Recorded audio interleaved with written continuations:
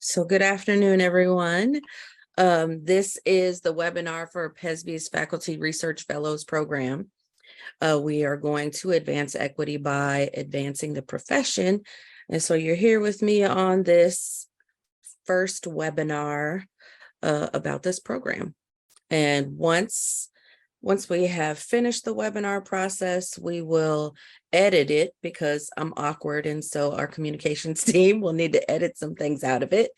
And then we will caption it and put it on our YouTube channel. So if you are not able to attend right now, you might be watching this later.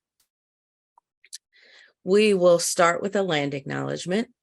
We'd like to acknowledge that no matter where each of us are, physically, we are on the traditional land of Native Americans whose ancestors were the original inhabitants.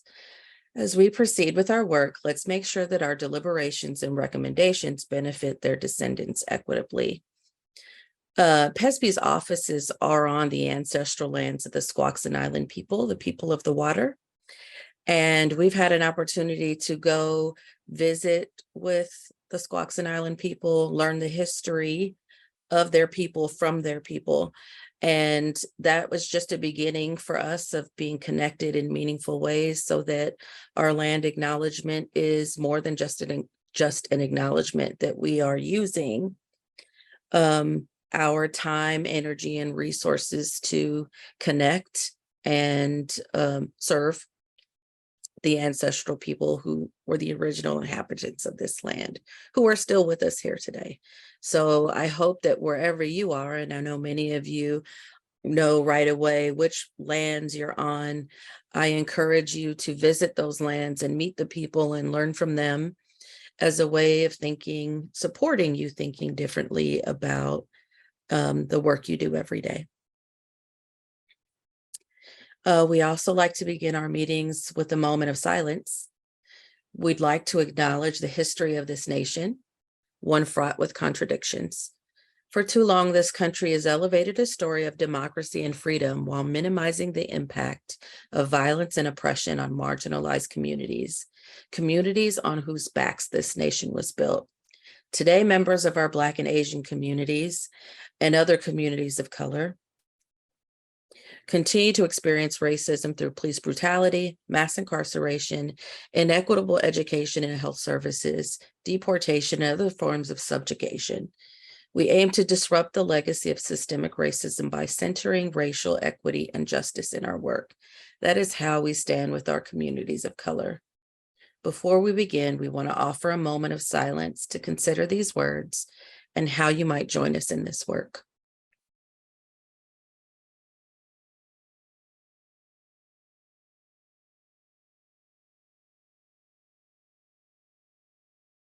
Thank you.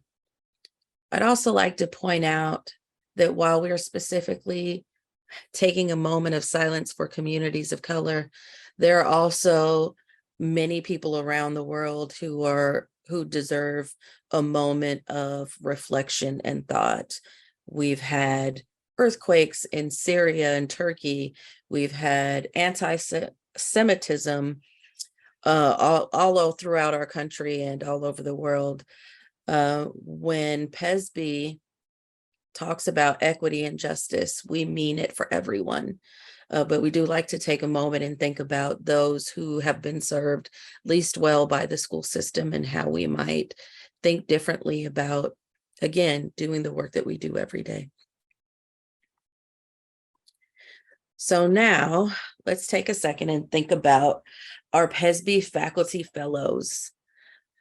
Imagine if we work together to advance equity so we can advance the profession. Now, one of the things that has been a challenge for us in the education system is that research, policy, and practice are often three separate things. And sometimes there isn't enough connection between the three of them, or there isn't enough opportunity for them to inform one another, to get together and be in harmony. And the purpose of this opportunity for faculty and staff and administrators in our preparation programs is for us to find a way to bring together research, policy, and practice, for us to be able to enhance the system that we're a part of so that it works for us. And that's a novel idea, right? That the system that we work for is often one we must circumvent, we must dismantle, we must transform. And what happens when we decide we want to build one that works for us? That really was the thinking behind the faculty research fellows. So who can be a faculty, PESB faculty research fellow? Faculty members, they can be staff, they can be administrators from Washington educator preparation programs. And we're specifically focusing on those this time around that have a physical presence in Washington state. We want to really focus on who are the people here.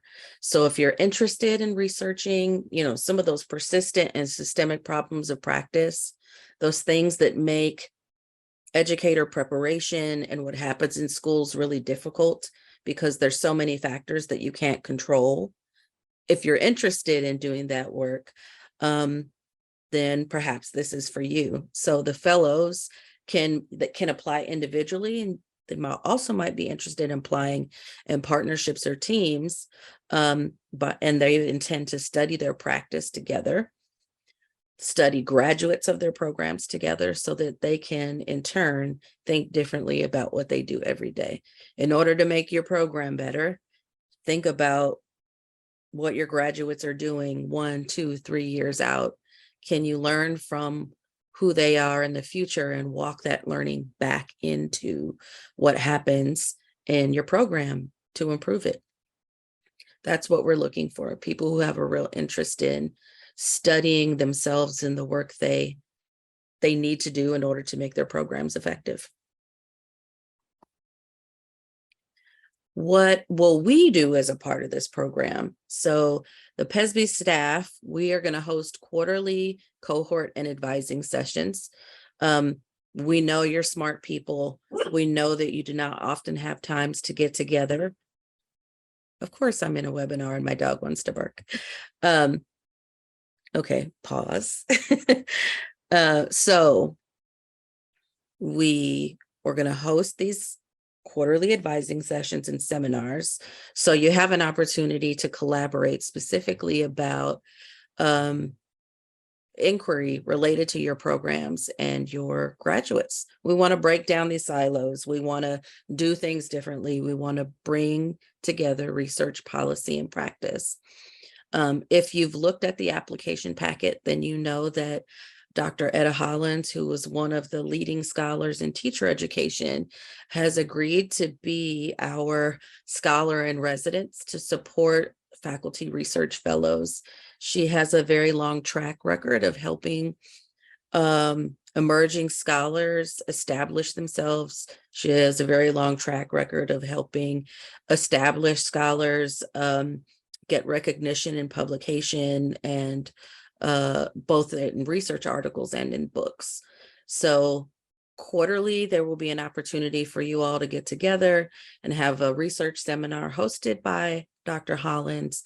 And then in between those quarterly seminars, you'll be scheduled for an advising session directly with her to talk specifically about your research. So you get some group time and you get some one-on-one time, and all of it is focused on helping you improve your research practice and publication. We know those are critical for faculty who are wanting promotion and tenure inside preparation programs. And sometimes the need to publish competes with your time that you have on your program. So we wanted to find an opportunity for you to be able to have your career needs met while simultaneously improving your program and outcomes for Washington educators, students, and families. Oh, and I already got ahead on the research support. So Dr. Hollins is going to support you with initiating research proposals. If you already have some research that you're in the middle of, or that you have a research agenda already aligned to this, she can help continue to develop that. If you have research that you're, almost finished with and you're ready to think about publication and AERA, and I just came back from the AACTE conference. Where are the places where you need to have an inroads into building your career while you support educator preparation in Washington? Each of the research fellows or fellow teams will have awards of up to $30,000 to support the research that can be used for a number of things. Do you need a course release in order to focus on your research? Do you need funds for travel, presenting at conferences? Do you need small amounts of funds to bring community members in to be a part of the research? All of those things are eligible for use in your budgeting process. So here are the goals for the program. We want you to advance equity and justice by advancing the profession. You're good at what you do. Let's use what you do to advance all of us across the state in educator preparation. We want you to engage in research and scholarly activities to improve the curriculum and pedagogy of educator preparation. So better research equals better practice. That means your programs have better outcomes. We're solving persistent problems. And for PESB, we get to make better policy because Washington researchers are improving Washington programs that can help us make better policy for Washington State.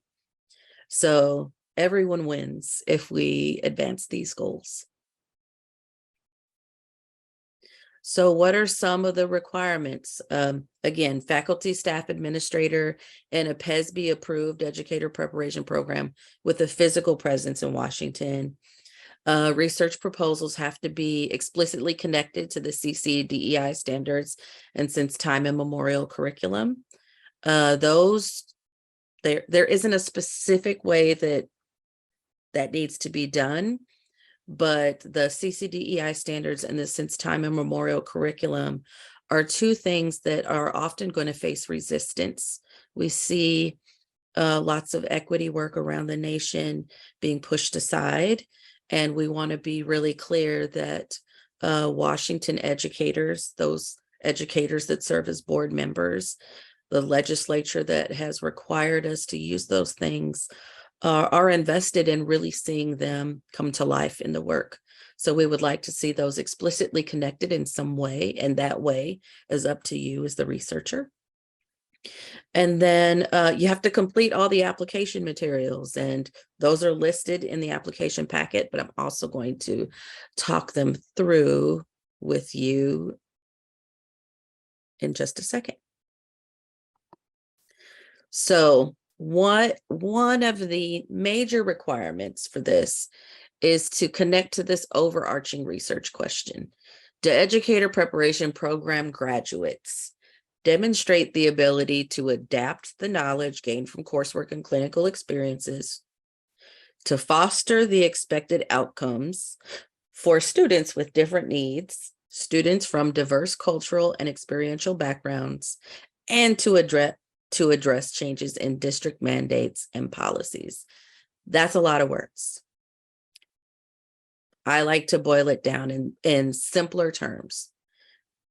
Can your graduates use what they learned to help children and youth different than themselves learn in school? Do your graduates use the things they learn in your programs to support students and address the needs, the policy changes that are happening all around? Those are big problems. So that's a big question. You do not need to tackle this whole question by yourself. You may identify a sub-question, a variation on this question, a more specific, unique take on this question for your own research. But you are required to connect to it in a way that is visible in the proposal that you write. The application has 3 parts.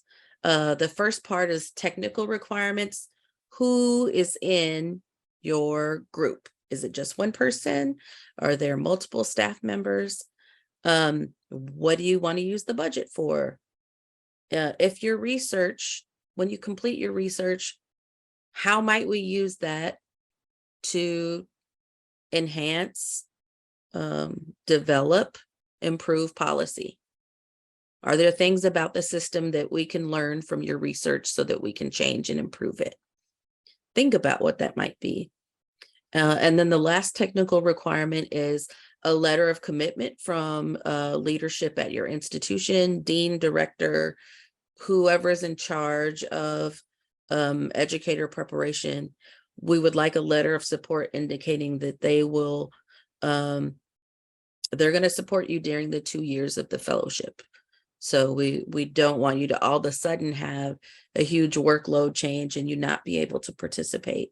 That might be true for some people, but if you're going to be a faculty fellow, we want them to commit to protecting you and your time in order for you to be able to participate. The second part is the research proposal, 8 to 10 pages. References don't count in those 8 to 10 pages, and we'd like you to remove any identifying information. So PESB staff will prepare the materials so that the reviewers do a blind review. We don't want them to know what institution you're from. So any identifying information that would be a part of that, we would like you to redact on your own in order to be able to do a blind review. Each of those documents should be, you should have 2 PDFs, one for part 1, one for part 2. Both of those parts will be emailed to me by 5 p.m. on Monday, April 3rd. After finalists are selected, members of the review committee will have a short interview to just ask clarifying questions, tell us more about what you want to do with the budget, perhaps give you some insight about some areas that you might want to further develop before we move into the orientation phase. But there will be a short interview with committee members that'll be held over Zoom so that we all have an opportunity to participate. We have committee members, faculty, researchers from within Washington State, outside of Washington State, currently research faculty, former research faculty, retired. So there are many people, and they would like to meet you to put a face to the work because they know this is something new for our state. What you see here on this slide is a screenshot of the scoring tool we are using to evaluate proposals. There are several areas to address. One is the research impact. That is like double the points for you. We want you to make a case for why the research is important in Washington State and across the nation. So think about this community, the Washingtonians who work here, the students and families that live where your school is. Make the case for them. Research questions, we want to see connections to the research questions. A review of literature. Is your background appropriate and connected to the content that is a part of your proposal? Research methods. We're very interested in different kinds of research methods. I'm a qualitatively trained researcher. You can be quantitatively trained. You can be mixed methods. You might think of ethnodrama. You might have indigenous research perspectives.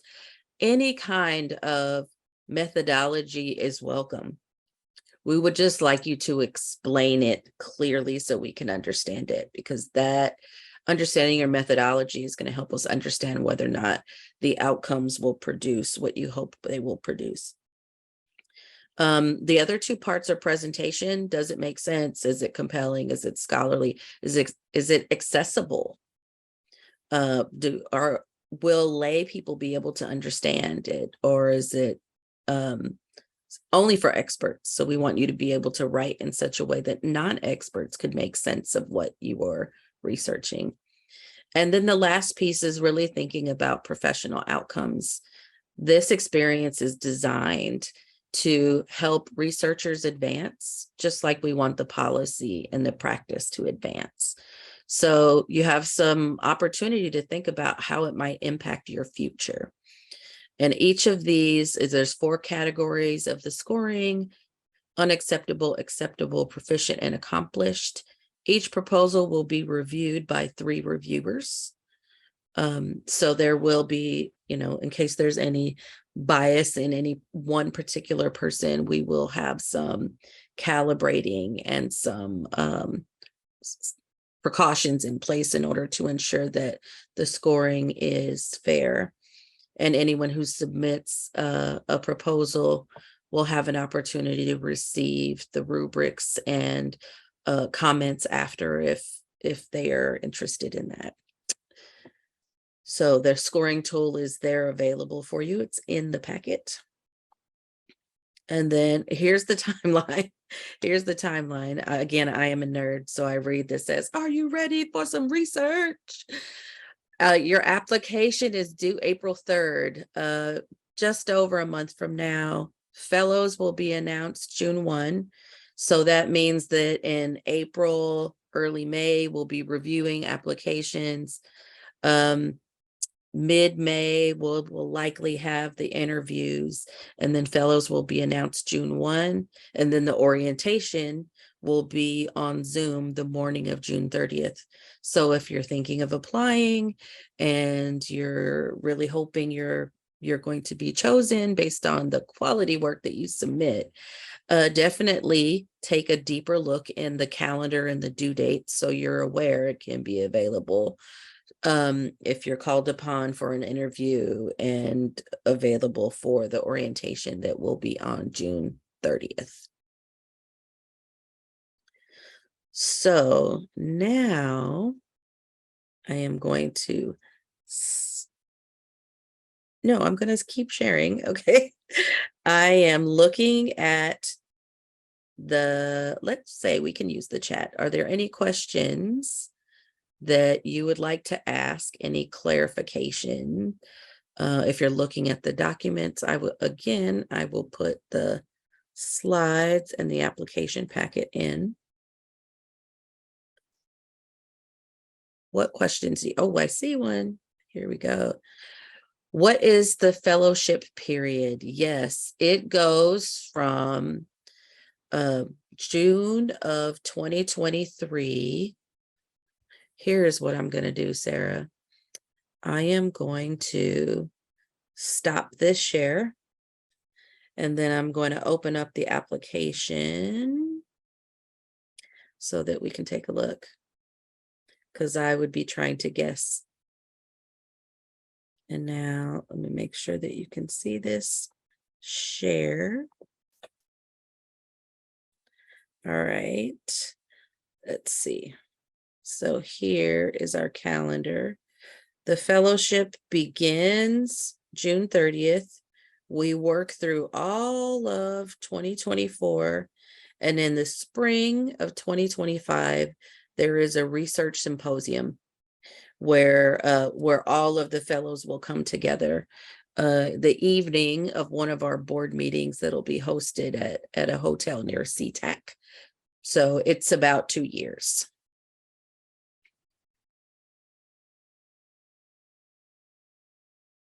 Any other questions? Oh, if you have 2 faculty at 2 different institutions who want to work collaboratively on a project, can only one be listed as a fellow? No. If there's a team of 5, all of them will be considered fellows. They'll have to share one award, but they would all be fellows.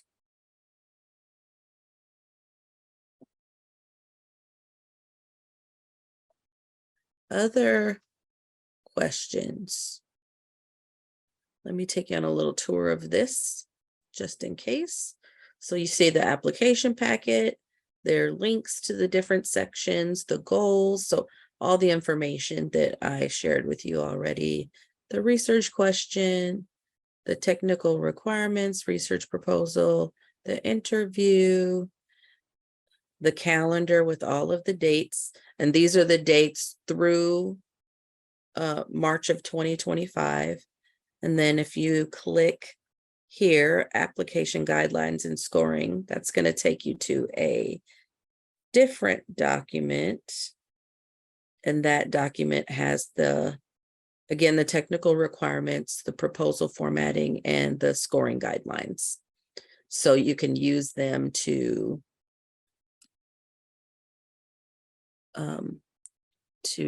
assess your proposal as you're writing it.